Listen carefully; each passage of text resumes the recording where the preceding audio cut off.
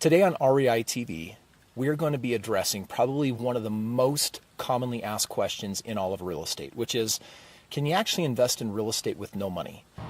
What do you think? Buying real estate with no money? I think it's stupid. A lot of people claim you can. There's a lot of seminars and there's a lot of programs. And today I'm going to get to the bottom of it, and I'm going to share with you that yes, it can be done, but I'll even more share with you exactly how I did it. So let's talk about how you actually get into real estate with no money. There are obviously many ways of doing it. For this video, I'm going to hone in on one, and what better way than actually the very first property that I did, which is that property right there. Many years ago, this was the very first property that ended up leading to my hundreds of homes that I now own nationally around the country.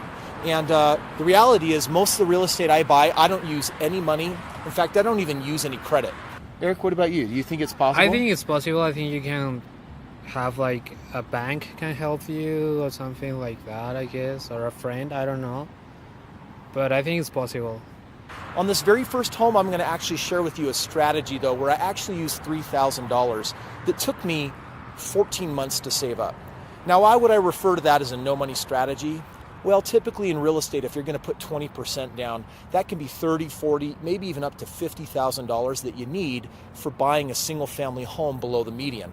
$3,000 compared to $40,000, I'm practically going to call that no money. You could use a credit card, you could use mom and dad, a friend, you could borrow it, get a loan on it.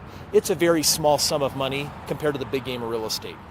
Well, I'll tell you what, my very first mentor told me that there are some things that I needed for me to make this strategy work. He said I needed a 2-year work history, a basic credit score, and that I'd need enough time on the job. So what I ended up doing was waiting 14 months, saving up $5,000 in the bank, $3,000 of which for a down payment. And I have to tell you, that was me eking by because I was making less than $25,000 a year. But 14 months later, I had established my 3 trade lines of credit, meaning 3 credit cards that I was responsibly using. And I found this house with the help of my mentor. Now, what makes this house unique, if you take a look at it, it's got a basement apartment.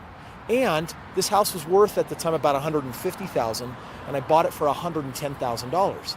That's a $40,000 equity position. So the day I bought this house, I was able to rent the basement, have the basement actually cover my entire mortgage, and I walked into $40,000 of equity. Now, this house was bought with just a traditional FHA loan, which even less than average credit scores can qualify for. And so I bought this first house this way. I lived in it for 12 months, and even though it was my home, I considered it an investment because I bought it with that equity. 12 months later, I was able to harvest the equity in it that I could use it to buy this next house that I'm about to show you. This is the second house that I bought. One of the things that's great about this house, like my first house, is it also has a mother-in-law basement apartment, which essentially means that I was able to rent out my basement and have it pay for 80% of my mortgage. Now, how did I buy this house? Well, I got a home equity line of credit from the bank because of that huge equity position on my first house, and basically that's what did my down payment to buy this house.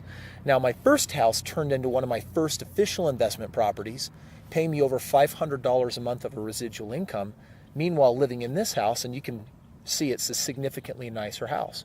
Well, the equity in both of these properties were leveraged to buy my third house, my fourth house, and now let me introduce a second strategy today for how to buy real estate with no money.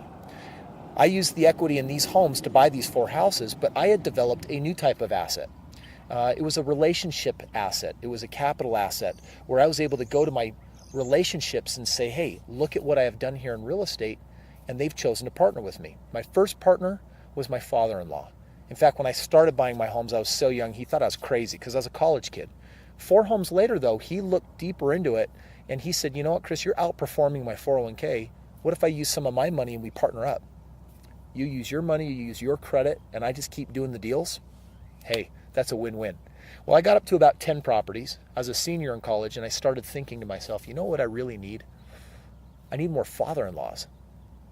I went and found more father-in-laws, so to speak. I went and found a doctor in the community that had been tracking my results, an executive for a company, a couple other individuals, and had a chance to take them out to lunch, show them my track record. And you know what? They all said, sure, we'll put up the money, we'll partner with you because you got a track record.